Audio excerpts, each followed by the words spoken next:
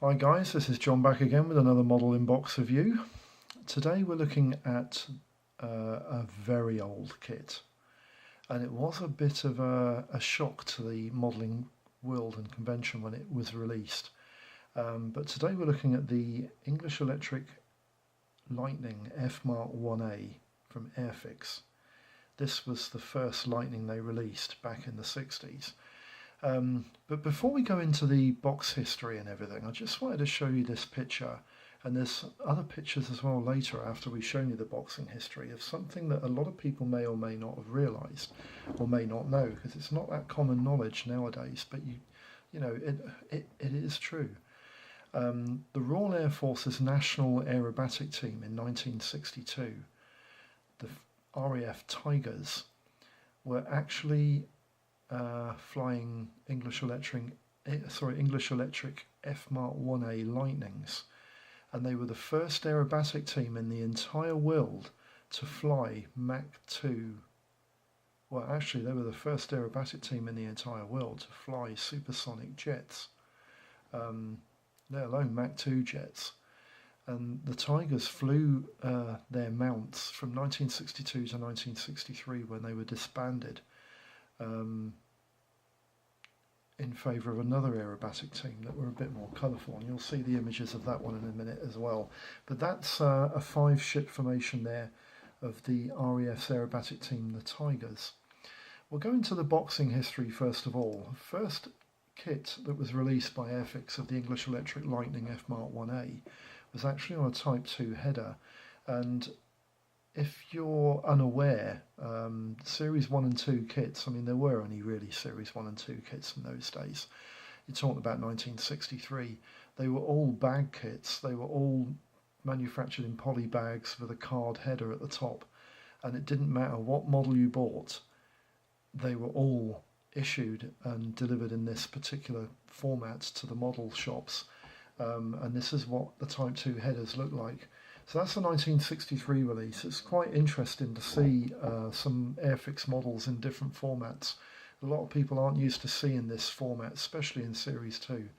1963 gave way to 1964. This company is often called US Airfix, but their official name was actually Airfix Corporation of America, and they released the F1A model English Electric Lightning. It's exactly the same kit, the same transfers and everything. And I do believe that the other instruction leaflet that you see in this image is actually an aftermarket one, because I think that instruction sheet is for an F1A from 74 Squadron. And the aircraft that is portrayed in the kit is actually from 111 Squadron. Another thing that's interesting from the US Air and Airfix Corporation of America is the type of stand design. Totally different to what you got in the Airfix kit in England when you bought this model. So that's 1964. You go into 1964 in England, and the kit was released on a Type 3 red stripe box. This is starting to be more like the format that people normally find these kits in. The red stripe format was from 1964, and I think it found, you found Airfix models in this format right up to about 1972, when they were replaced by the Type 4 box, and you'll see that in a minute. That's 1964. The Type 4 box was this is the MPC release for America. This is again the same kit. 1968 this though, so you're still on the red stripe box in Europe, but MPC was their agent for America. And again, it's exactly the same kit, same markings, everything is identical. So that's 1968 MPC. Then in 1973 you had the Type 4 box. And this is actually the format of box that I've got the model of for the inbox review. One of the interesting things about this particular era in Airfix is that they came away from the red stripe and they started producing these models with this new type of planetoid style Airfix logo on the front of the box.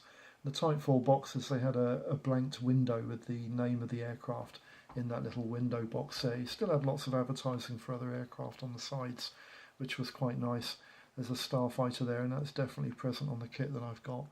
1973 goes through to 1975, and the window in the bottom right hand corner has changed colour from white to orange, and the Lightning F1A has changed colour from silver to a light blue. And 1/72nd scale model kit module readout is written in French and English in the corner there instead of just 72nd scale, which is, yeah, it's different. It's an advance, isn't it, for the European market? That's 1975. Then you go to 1978, and this, I think, is a Type 5 box. And this was the new style of boxings that you got in around about late 77, 78 and 79 from Airfix, where they took an image of the aircraft and imposed it into a box piece of artwork where it showed no violence whatsoever. And this was very, very common for virtually everything that every company produced at the time, especially in England. And this was all because of the child safety laws. The government passed a law in England that stated that nobody could produce a toy that had any evidence or imaging of violence, warfare, or anything on the front of the box lid. So that's 1978. This style of boxing went through probably through to about 1980, but there was another release, and this was the St Michael Model Makers 3 Construction Kit Special Pack. This was sold in Marks and Spencer's in 1979 and 1980, and the kit comprised the F Mark 1A, and it's interesting to see that it's in 74 squadrons markings, although I've got a feeling, that might be a Firebirds plane. I'm not sure. We'll talk about the Firebirds in a minute. You also had an F-80C Shooting Star and a North American F-86D Sabre, often called the Sabre Dog. And these two kits were straight from the boxings from when they were released. And the F-80C and the Sabre Dog, I do remember them coming out at around about the same time. It would have been about late 1970s when these two kits were released. But this kit, of course, had been on the market for years and years and years. 1979 gave way to 1981, and this was another interesting situation here, because Palitoy bought the company up in 1981 when Airfix ran into trouble, and they wanted to have the kit to be more easily built by children, and so they introduced a range which incorporated a large number of Airfix models, from Spitfires to Messerschmitts, from Model 107 UH-46C night helicopters, and an awful lot of different types of aircraft were introduced in this snap and glue series, where the models they had tabs built into the jigs so that you snap the fuselage halves together and the wings clipped in and the tailplane and fins clipped in, and then you glued all the small parts to the actual kit's airframe, and it just made them a lot easier to produce for children. And yeah, that came out in 1981, and this was the first boxing releases from Palitoy. And then, of course, in 1982, MPC also got a hold of new colour schemes for their Lightning releases in America, and that was the 1982 release from MPC. Then we go into a more recognisable Palitoy boxing offering, and this is the blueprint offers from Palitoy.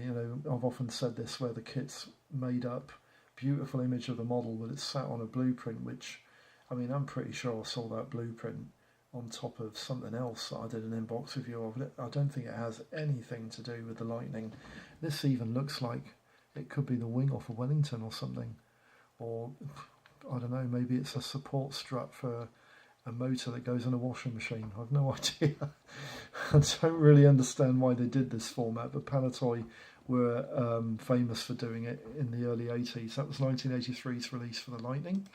Then in 1988, and this is the last boxing box I'm going to show you because I don't want to start going through the other variants, but Airfix, when they were under the guise of Heller, and Heller purchased this company by 1988, Heller had retooled the F1A to produce the F3, and it incorporated new wings, a new tail fin, and I think it had an extended, no it didn't, it had the same airframe as the F1A, because it wasn't until you got the F2A and the F6 that you had the enlarged fuel tank and the ventral fuel bay there. But this was the F3 release, which was the retooled kit from the F1A model, and I'm not going to go any further because the further kit boxings will be for another model that I'll be doing. Basically, this model is going to be the start of a Lightning project. I've got virtually every variant of the Lightning in my stash, except for one I have yet to buy, and that's a 2-seat T5. But I am on the lookout for one, and I'll probably end up getting a sword or maybe a trumpeter kit, or let's hope not, but a matchbox model. We'll see how it goes. So that's the F3 retooled in 1988. I'll leave you with a lovely image here of a Firebird. The Firebirds were the national aerobatic team for the Royal Air Force, and they mounted F1A Lightnings as well from 1963 to 1964. They were a 9-ship aircraft formation team, and the only reason they were disbanded is because they had issues with reliability problems with the aircraft, and there was also a fatal crash. No, sorry, it wasn't a fatal crash. The pilot was very seriously injured, but he wasn't killed. When an aircraft was turned in a formation during practice, and unfortunately it collided with one of the other aircraft, and the pilot of the first aircraft that made the unusual formation flight turn, he was badly injured, and as a result, there's another image here of the Firebirds. That's the 9-ship formation. They're very reminiscent of the Red Arrows, aren't they, in many ways, but this was the Lightning F1A. This was an aircraft that was capable of Mach 2.2, and it was in a display team, and they were the only team at the time in the world that flew Mach 2 supersonic aircraft. Very interesting now. I didn't even realise the Firebirds. I knew about the Tigers, but I didn't realise the Firebirds existed until I did some of this research. Now then, what I'd like to do is just pan the camera down very quickly, and I'll show you this model for the inbox very, very quickly. I'm not expecting this to take a lot of time because there's not an awful lot to this kit, but basically that's the model we're looking at. This is the Type 4 box. This is the one that came after the red stripe. It's quite a small box, as you can see my hand over this. It's quite a small box. It's exactly the same boxing as the Fairy Battle that I did an inbox review on recently as well. So what I'll do, I'll take the parts out very quickly. There aren't that many of them. We'll go through those in a minute. But I want to go through the other stuff that's in here that I usually go through in the correct order. Look at that in a minute. There's a little part in there. I want to put that into there. That's it. I don't know what that is. It's a piece of junk. And I'll just open this packaging up here. And I'll put them into there. There we go. Put that canopy back in there in a minute. Right, what I want to look at first, I'll just turn this over because we'll get to that in a minute.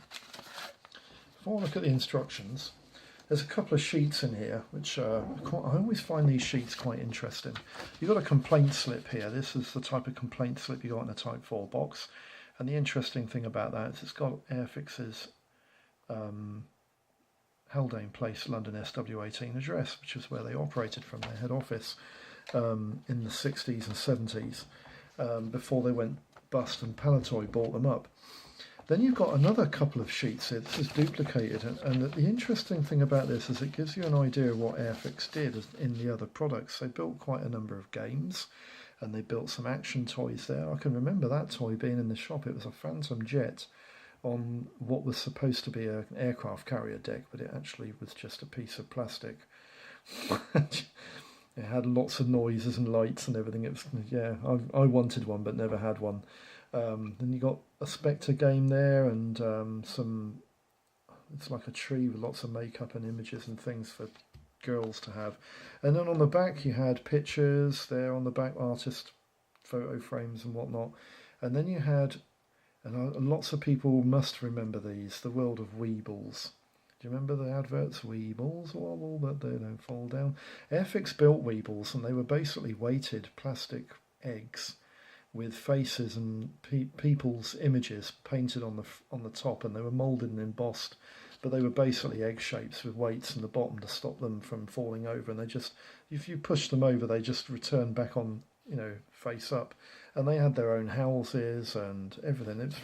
It was interesting, you know. And when I saw these pamphlets, I thought, yeah, that's interesting. put that in the video. That's very interesting. I like that. Right, the Airfix instruction leaflet. By 1973, they had gotten away from the old style of instruction leaflets where you had every part ID'd.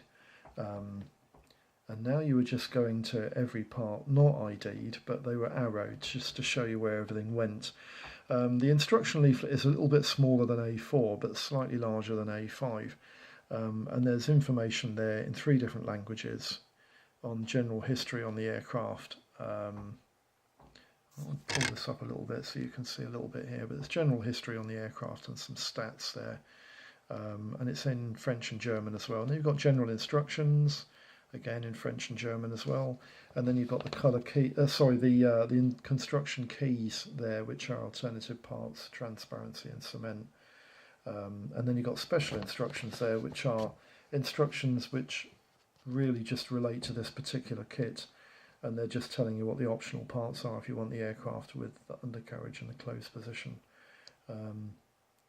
Also, one of the things that they don't show and they don't state on this instruction leaflet is that this aircraft does require a tiny little bit of weight in the nose, and it's best placed just in front of the nose section there. The kit builds in 7 stages, and the 8th stage is the colour called out and transfer guide. And basically, I mean, I'll go through this very quickly.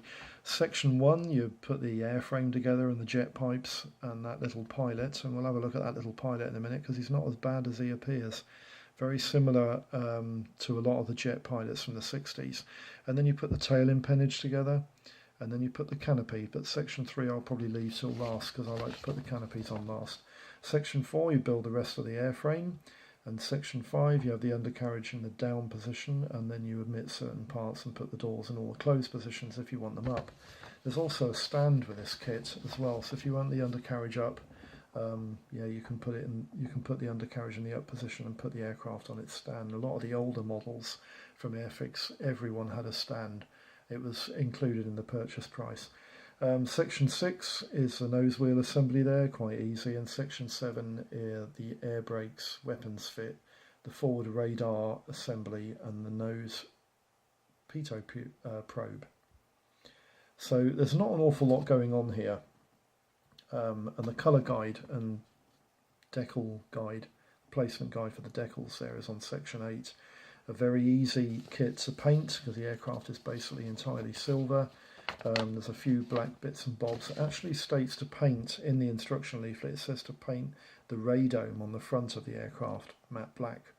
That is utter garbage. Every single Lightning I've ever seen, the radome cover is either one of 2 colours. It's either a matte 90, which is very similar to the underside of a Spitfire or Hurricane in World War II, or it's a light tan. And it all depends on which radar is fitted to the aircraft. The later variants tended to have light tan, and it's not a tan like a desert yellow or brown, it's more like a stone colour. It's more like some of the deck colours you got on old warships, sailing ships. But the early variants tended to be matte 90, which is duck egg green. So that is interesting too. The decals on this kit, they might be old, and yeah, I'm going to have to use Martin Lamont's trick of sticking this instruction leaflet into the window to take some of these yellowy markings away. It's a good tip that, and it definitely does work, because what he did with one of his videos was staggering. I was amazed how well it worked, but I'm going to have to do that with these transfers. But the register on the transfers isn't that great, is it? I'm looking at these transfers. Yeah, the XM192 is nice enough, and the fin flashes are nice enough, and those little insignias for the fin bits there, they're quite nice, and the K's nice. But the roundels, especially those large roundels and the roundels that go on the actual underside of the wings, the register on them isn't great. The red section, the red dot in the middle of that roundel, isn't even centered properly.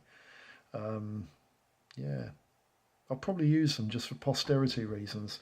And there is one other reason I want to use XM192, because XM192 is actually quite a famous aircraft, And Airfix could not have realised when they made the decals for this kit in 1963 how famous this aircraft was going to become, because it stood as a gate guard at RAF Wattisham, which was one of the first bases for the RAF Lightning, and it stood there for years and years and years and years, and it was polished by lots and lots of different RAF crews during the years and years, and it is actually one of the loveliest preserved Lightnings, probably still now. I think it's in one of the RAF museums somewhere in the country, but XM192 was definitely the gate guard aircraft for RAF Wattisham.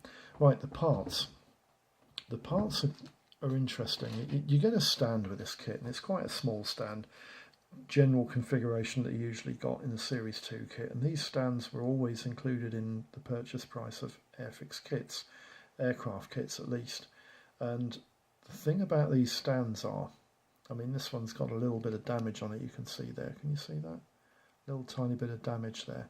And that hasn't been done after it was released from Airfix factory. It was done probably when they test fitted it, or maybe somebody in the factory has test fitted it or something, but that is definitely a little bit of damage done after it was made, but prior to being delivered, because the rest of the plastic part is perfect, and it hasn't been taken off the sprue. But these stands are becoming quite collectible, and one of the things I have noticed is that Hornby Productions Limited have started to sell these stands, these old style stands, in stand packs, and they're not cheap.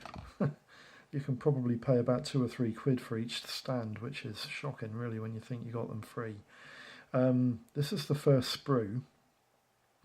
There's the radome, and one of the things I've noticed about this radome is it's pretty shocking quality. Now, this kit was moulded when the moulds weren't that old. I think it would have been moulded around about 10 years after the moulds were made. So these parts should not be that bad. They shouldn't be covered in flash, and I must admit they're not. The flash on them is not that apparent. There's a little tiny bit of flash on those two, I think they're doors or something. Little tiny ridge of flash there, but it's nothing. You know, that would sand down or even cut away with a knife very easily. But the pilot, yeah, he's interesting, isn't he? What on earth was Airfix thinking of? Now, I'm usually a fan of pilots that Airfix produce. I usually liked the pilot figures, but this guy, he doesn't even look human, does he? He looks like a chimpanzee. Maybe a gibbon or something, I'm not sure. He's even got like a gibbon's body with an oxygen mask and helmet. He is really terrible. What do you think of him, Bill? Terrible, isn't he? There we go. So that's the pilot. That, whether I'll use him or not, I'm not sure. Although the canopy that goes over the top, I suppose it will hide a million inferiorities. The main undercarriage leg on the Lightning is quite spindly, as you can see, and there must be quite a bit of care taken when you actually put this kit together, because those parts are very prone to snapping. Very spindly undercarriage legs, and it doesn't matter which version, which company release of Lightning you get, they're all the same. They're pretty spindly, and the real aircrafts one were. Now, the canopy on the F1A, the early release canopy on this kit, is pretty dire, I'll be honest with you. The frame is very, very faint. The canopy itself is reasonably clear, but it's not crystal clear, and it's quite thick. I can't see my my fingerprints through that canopy. You can see through it.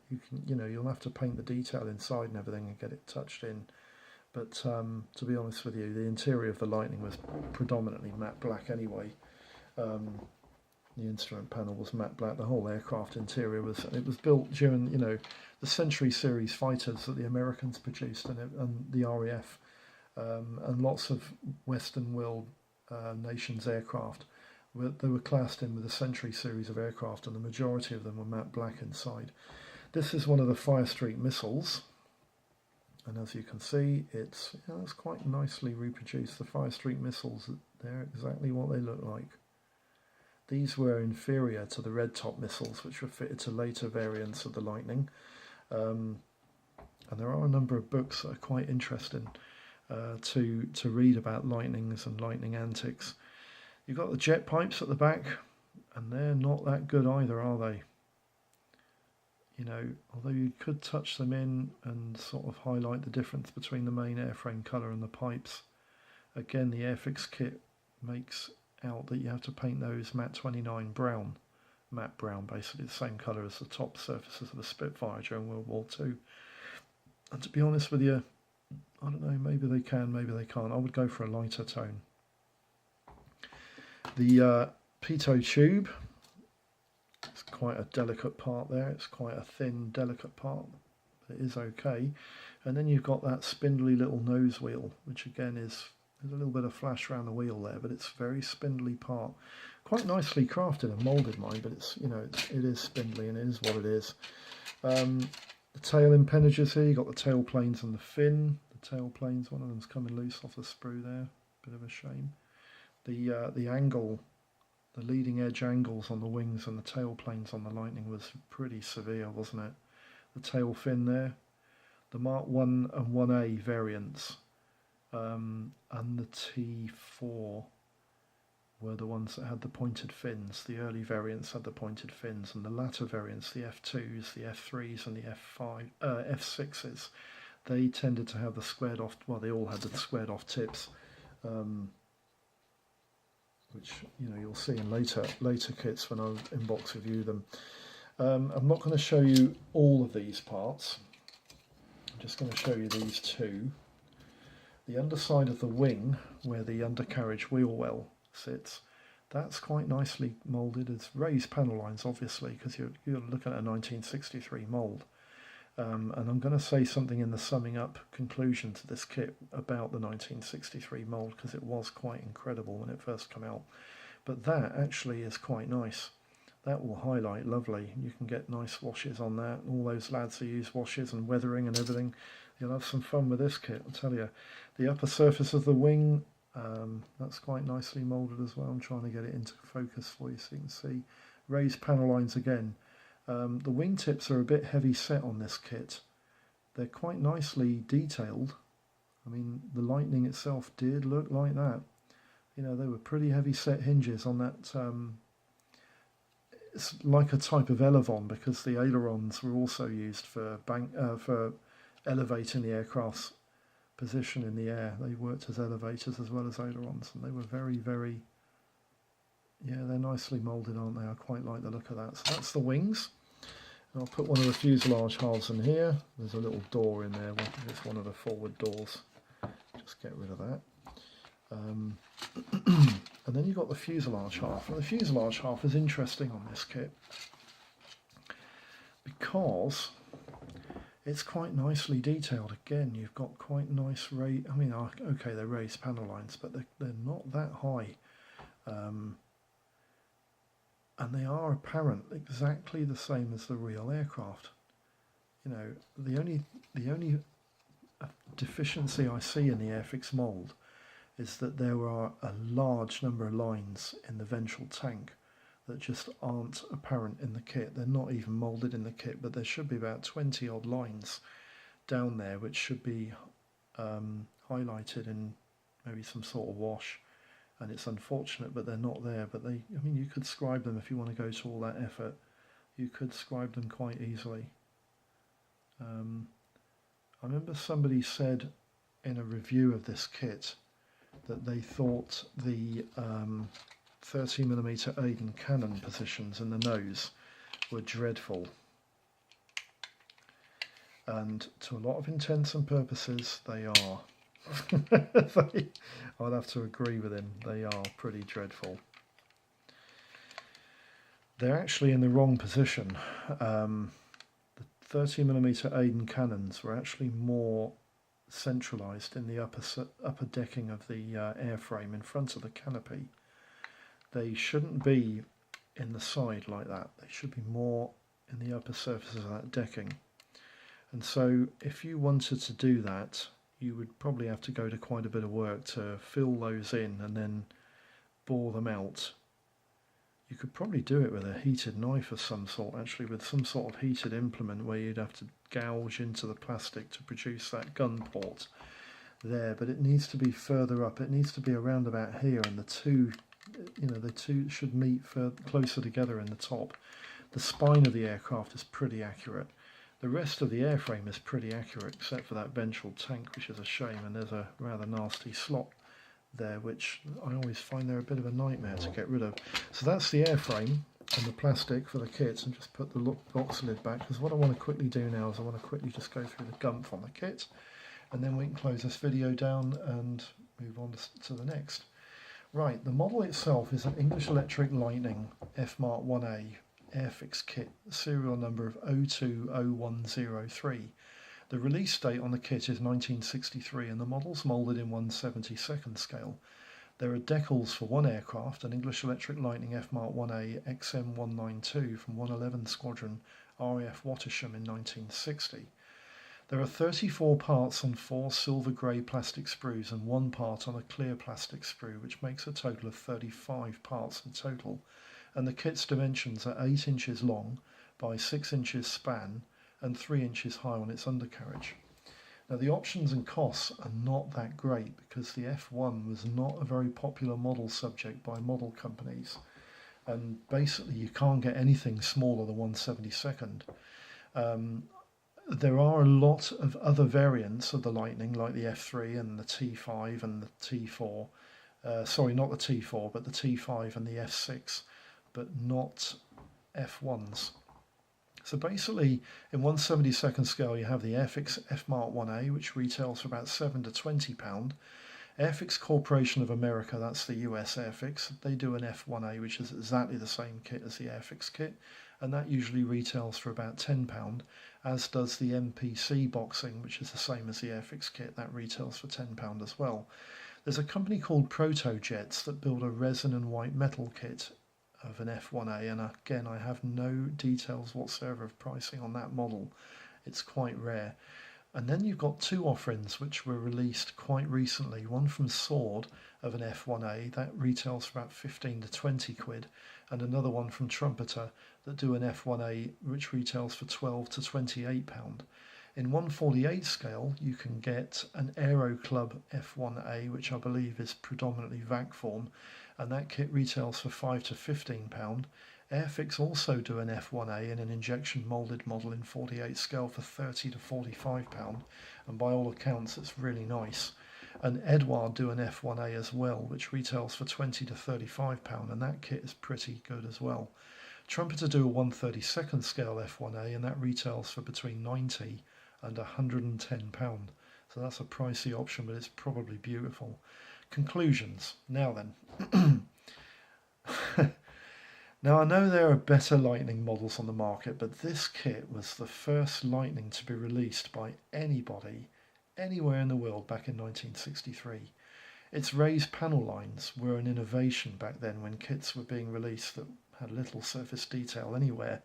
And I know the pilot looks like he's on the toilet, and he looks like a primate, and the wing edges appear to be made of lead. But this was the kit that took Airfix into the unknown, where kids would be expected to go into the shops and see what Airfix were going to bring out next week, because this kit was so much better than anything else around at the time. You've got to remember that the competition were kits like Revell, where the decal placements were embossed into the plastic airframe. Planes like kits that were made like from Frog, where the airframes, they looked like they were made of glass. Remus, well, let's be honest, the less said about them the better. And then there was Aurora, Lindbergh and Hawk. Well, they were just hilarious, weren't they? With everything made from silver or white plastic, and the only way that you could tell what the kit subject was by the box lid telling you what the plane was called. My favourite aircraft of all time is the Lightning, and I am really looking forward to getting this project underway. I've actually got kits in my stash of an F1A, obviously this one. I have an F2A new tool Lightning kit. I've got an F3 retooled F1A Airfix kit and a Matchbox F6. I'm still looking for a T5 or a T55 that I can make into an RAF Lightning trainer. So I'm really looking forward to getting this project underway big style.